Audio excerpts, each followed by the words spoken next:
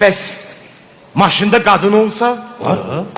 Ne vakti tüpürme isteseniz pencereni açın, sağa sola bakmadan tatak gülün.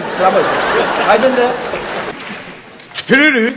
Bəs maşında qadın olsa? Maşında kadın olsa tüpürme olmaz. Bilsen mi? Biz Prius sürücüleri, taksi şoförleri, yani biz bu kadınlara hususi zevkle yaşmalıyız. Hususi kaygıyla. Birincisi, çerez yüzlü 2-3 tane göz kaş eləyirsən kadına. Görürsən ki reaksiya vermir. Deyirsən belki telefonunu bir tane verəsən bana. Görürsən ona da reaksiya vermir. Onda resti marşrutu değişirsən. Yerlenirsen meşeliye. Orada da aydındı da.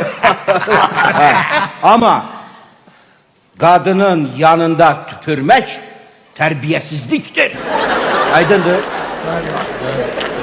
Adam gele işinden kayıp tutsun. Eğer işinden kayıp tutmadınsa tüpürün bu işe. Aydındır.